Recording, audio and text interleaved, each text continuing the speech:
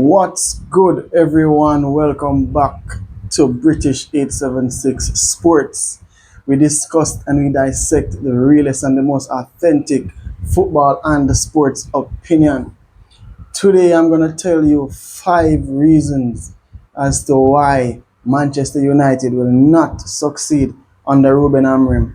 5 reasons as to why we cannot make it forward with this current head coach, Ruben Amorin. Right? So let's get it going, people. If you are new here, hit a like on this video, subscribe to the channel.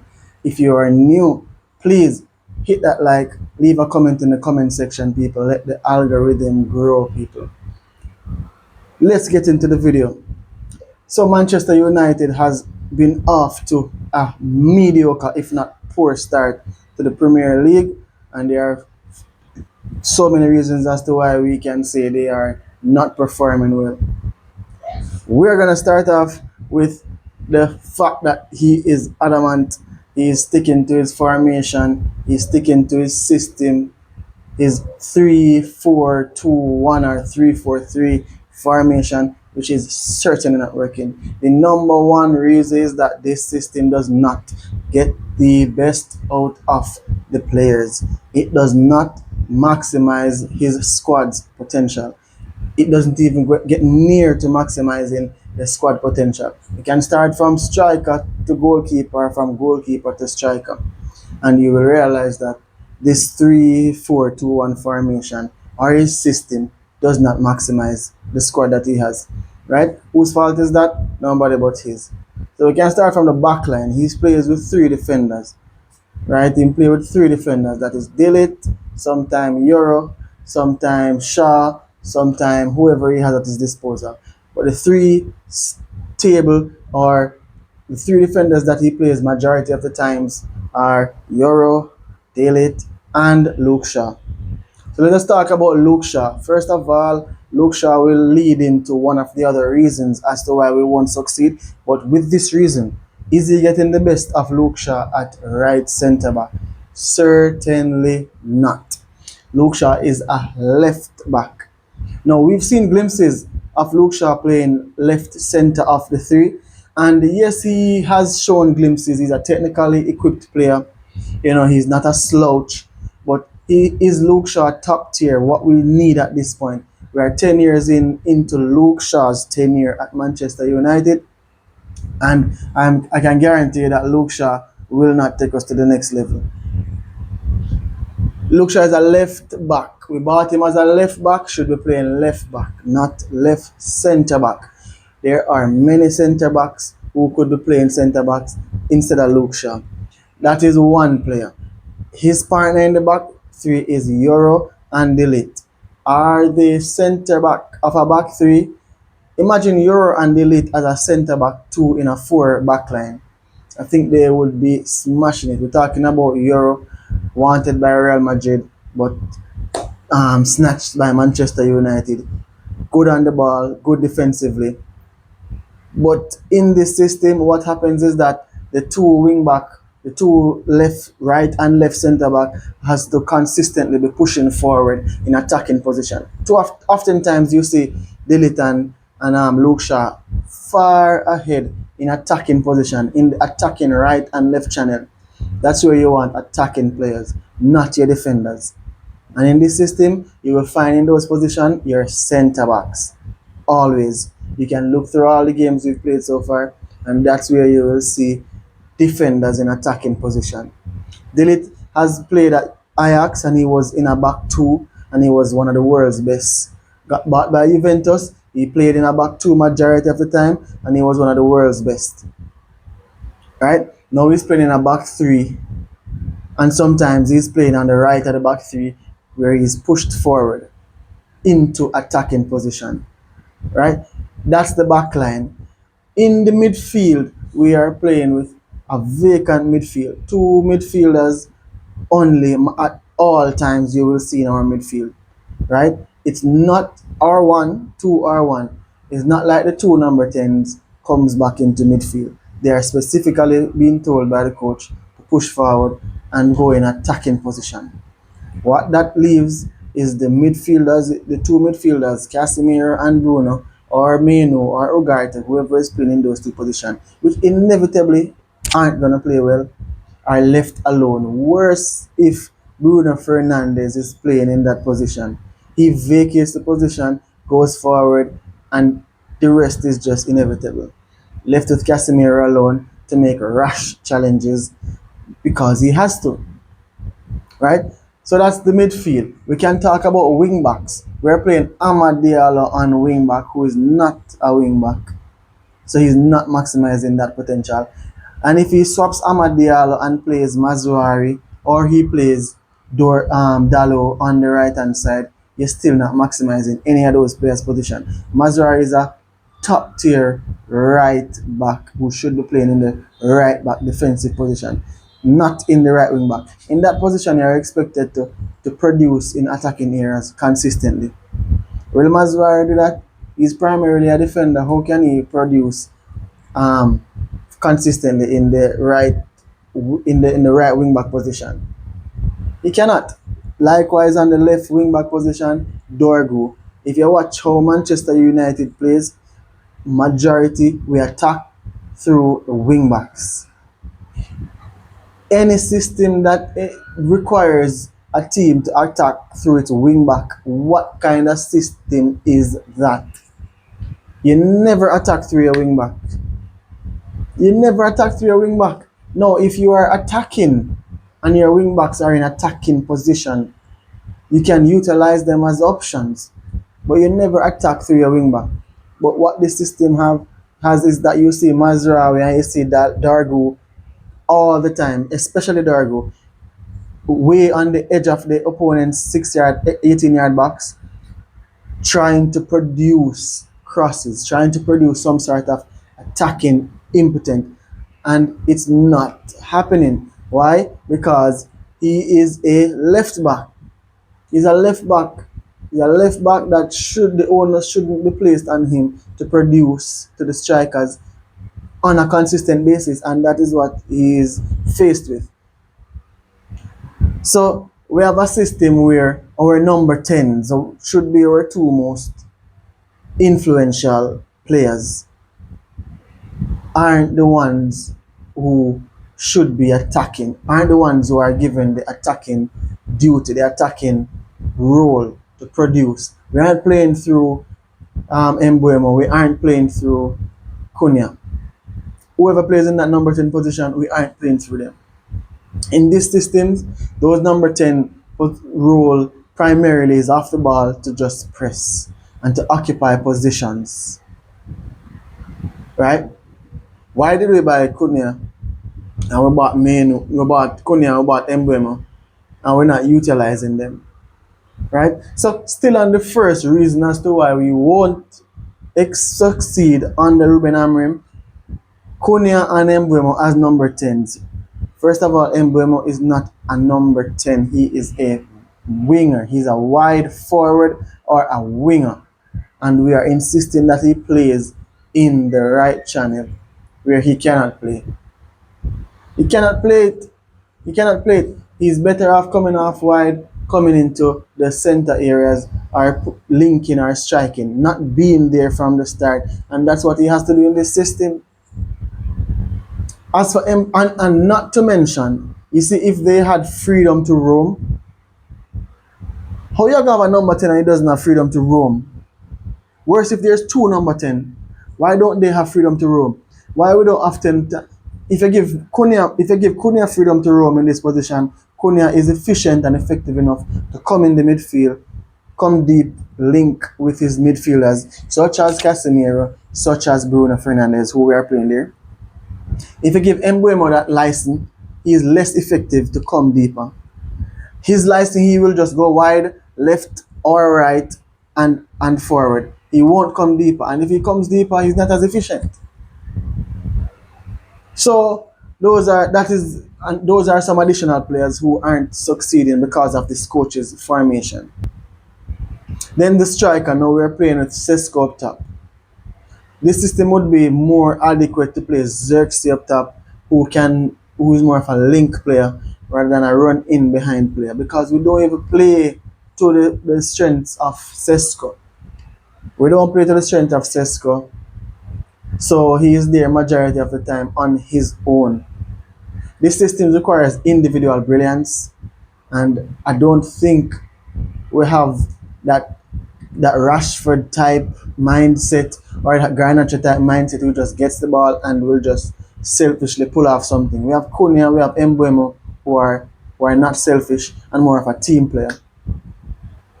Right? So that is reason number one as to why we will definitely fail under this coach. His system doesn't get the best of his squad. Not even near. Right? Number two reason why we won't succeed under this manager, we definitely won't succeed because of his managerial inflexibility. He's not flexible whatsoever. So we got him early last season. I think about 10 games in, he came. So you can just call it that he played 20 plus game last season. In addition to the European games, I'm sure he played 30 games. Somebody fact check me.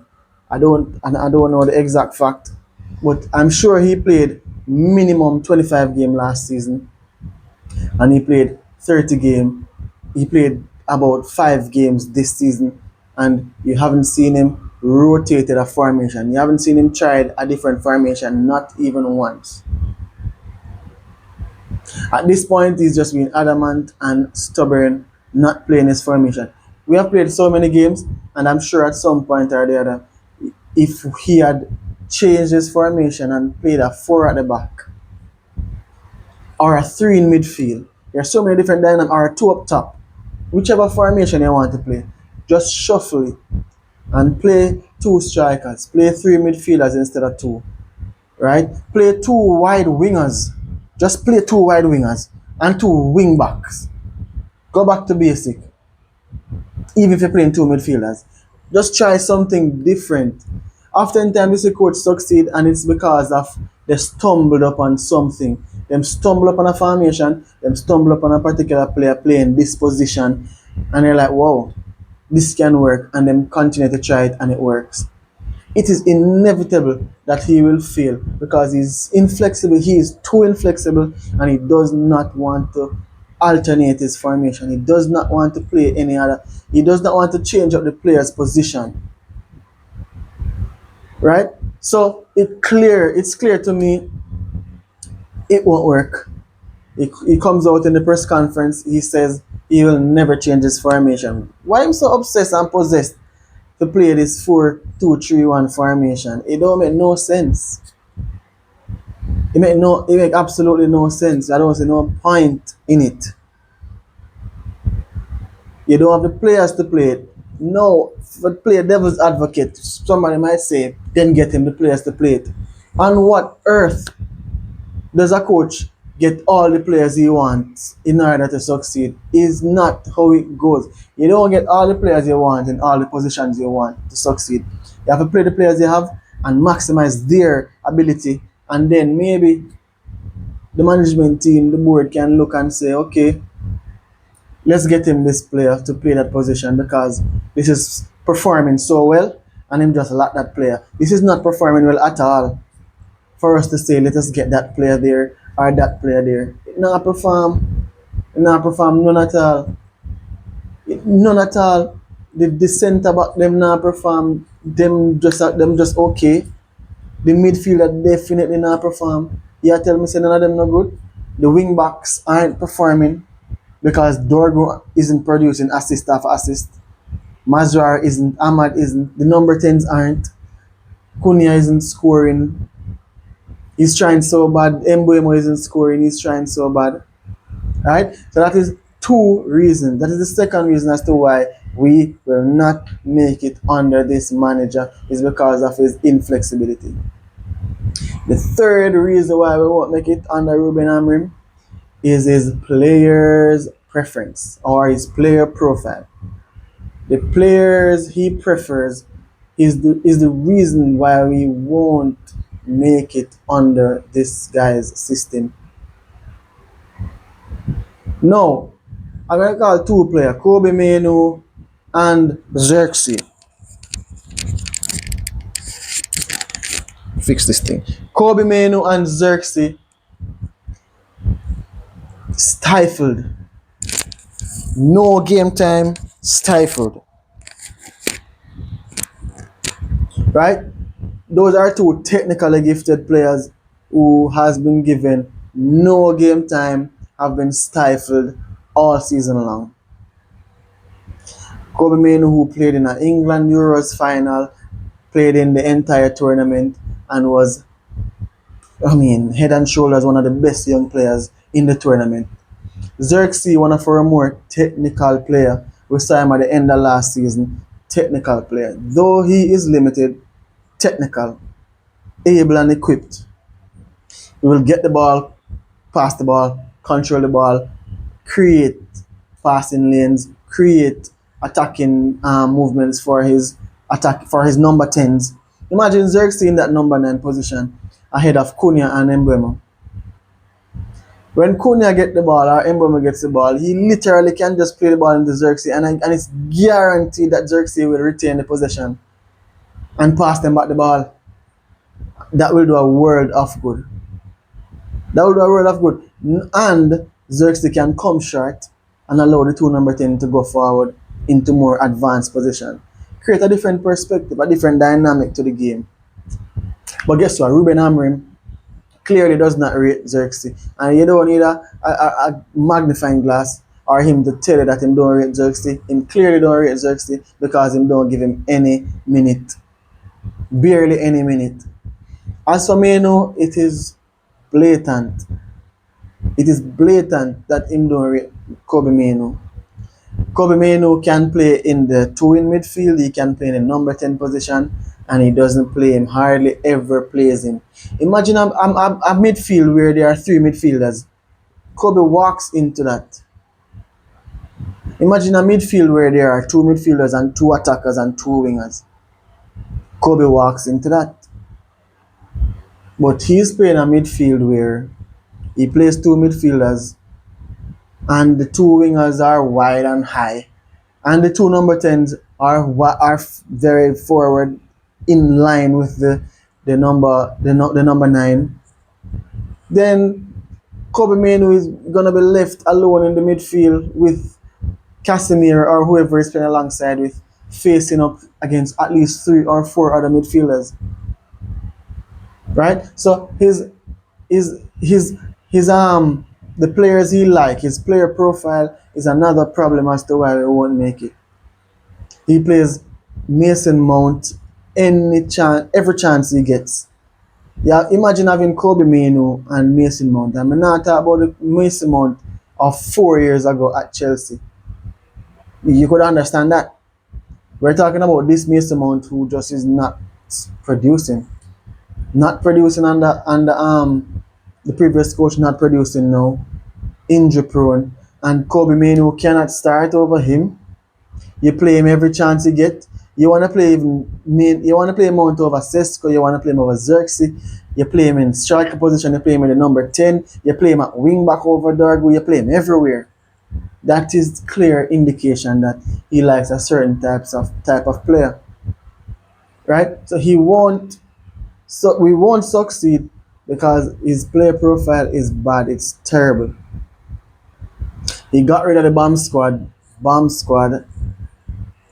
Players like Rashford, Sancho, Garnacho, Garnacho, to play somebody like Mount. You want to get rid of Xerxes, you try to get rid of me. I know you tried to get rid of me, and the club said no. To play Mason Mount and Ugarte, who has received a lot more game time than Kobe Manu. How would that make any sense? That don't make no sense. So in player profile is in problem. Ugarte comes off the bench first before Manu, and you play Mount before you could play anybody else. So that is reason number 3 as to why we won't make it at Manchester United. Right? Another reason, the 4th reason, is the board. Because we cannot cast blame without blaming the board. When I say the board, from the top, from the Glazers, and specifically Jim Radcliffe, who has been appointed as the owner of the football inside of things, put it that way, 28% approximately, appointed to control the football inside of things, which has Omar Berrada, Jason Wilcock, and all the others. Why you blame them? Because you appointed Ruben Amorin. You can't blame Ruben Amorin without blaming the board. They are training on the job. No, this appointment, I believe, was made by Omar Berrada, who is the CEO. No, that's not his job to appoint a coach. That's the job of the football the operation the football operator, the head of football operations. That's his job. Who was what's that guy's name? We got rid of him, but then the job was should have been then Wilcox went into the role. He was technical director, which was responsible for, I think, I guess, finding scout players and who have a technical ability and all that stuff. He went into the role of the guy that we fired, the guy that we got from Newcastle, not remembering his name. Those are the men who were supposed to appoint the coach, but we appointed the coach through Omar Berrada, who is the CEO. Training on the job, number one red flag. Why you got Ruben Amorim, who plays three at the back, doesn't align with the philosophy of Manchester United, but we still got him. Right? Now, in regards to incomings and outgoings, we have to blame the board for that as well. Yeah, we got some players, but why is it that we can only sign expensive signings? What about the impressive signings like, oh, we don't know this guy, but him come from that league, him come from this club. I mean, let's see what him have to offer. We don't see none of those signings. We don't see any unknown player. We just see some big targeted transfers. Sesko, Embuemo, Cunha, which we know about from last season. Right? Learning on the job. We're not seeing anything impressive. We're seeing things that are predictable, things that we are expecting. Just go get some known player. No, let's give credit where credit is due. We lacked goals last season and we got goals. We went out and we got goals through Embuemo and Cunha. Though we're not seeing it. We went out and we got goals through Embuemo and Cunha. But you need a system in place that will maximize this goal input and output. And you don't get them and play them in an adverse position to the one they has been playing. Right? That don't make any sense. So we're training on the job. We're definitely training on the job. So that's 4 reasons as to why. Before I move on, in that 4th reason, training on the job, and hit that like button, people. Hit that like button if you're still here. Smash that like button. Smash that like button. I am begging you. Subscribe to the channel if you're new. Comment in the comment section. In regards to the board, why we have to train them, it cannot allow the manager or the coach, the head coach, which that's Ruben Amorim's role, to come out and be just speaking ill when he likes, how he likes. He comes out and he threatens to leave all the time. He speaks ill of his players. You know, he blames the board, throws them under the bus, whether he does it deliberately or inadvertently, he does. It seems as if there's a lack of respect to the board with these things that he's saying. We're performing poorly and he's saying he's not changing his formation. Right? So the board has to be blamed for that. And the 5th reason is solely down to Bruno Fernandes. Blame it, praise him all you want. The 5th reason why we won't succeed is Bruno Fernandes. We have to get rid of Bruno Fernandes. Said this when he was on his high horse, carrying the team, scoring his 10, 15, whatever goals, 10, 15 assists per season. The problem we're having one of the reasons is Bruno Fernandes. We talk about the bomb squad and we leave out Bruno Fernandes as if they are more detrimental. They were more detrimental to the team. He is literally a detriment to the team. Now he came out recently and he blamed Lenny Yoro for a loss or a goal we conceded that he was partly to be blamed for, and he threw his young centre back under the bus, saying that he was out of position. Right? He talks every single chance he gets. As soon as he go on international breaks, that's him yapping off, talking. Right? When we get any sort of free kicks, he's the person on the ball. Nobody else gets a chance.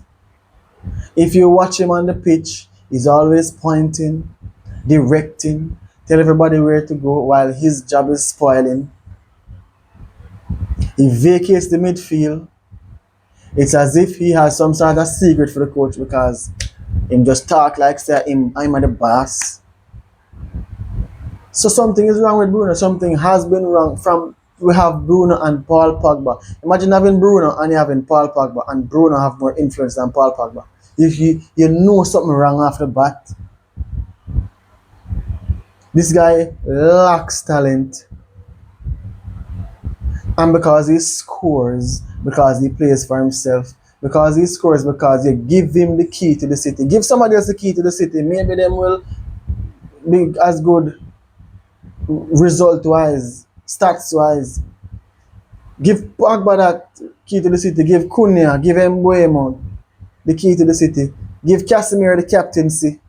And maybe you will see a better team. It's almost like, let's swing to Arsenal quickly. It's almost like Madueke Saka. Madueke looked very impressive running up and down, but Saka made the team better.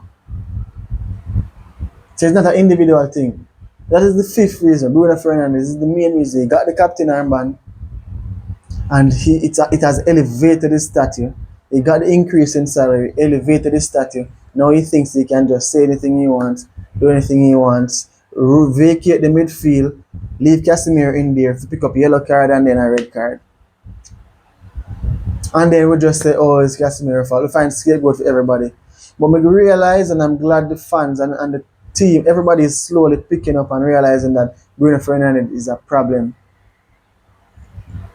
Should be an obvious problem, should be an obvious problem. But I'm glad everybody is now realizing that it is a problem. Right? He doesn't make the team better.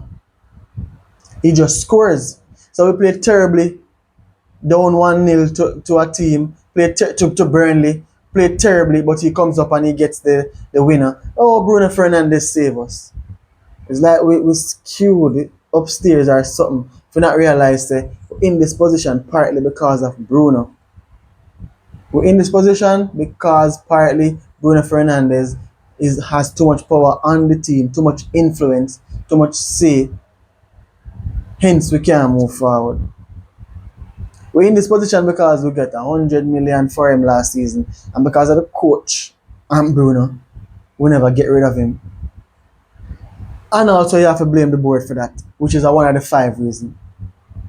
So those are 5 reasons as to why we cannot perform. We won't succeed in this tenure with Ruben Amorin and this new footballing system. 1, the system is too inflexible and does not maximize the player's potential. 2, the manager is inflexible. 3, the board is training on the job. Right? 4, the manager's player profile. And 5th, Bruno Fernandes. So those are 5 reasons as to why this current Manchester United team, why the club with this coach, Ruben Amorin, will not succeed this season. It is practically impossible. Bet me if you think me wrong. Say this won't work. It is inevitably it won't work. Please smash a like on the video. Click that like button. Subscribe to the channel. Leave a comment in the comment section. British 876. See you in the next video.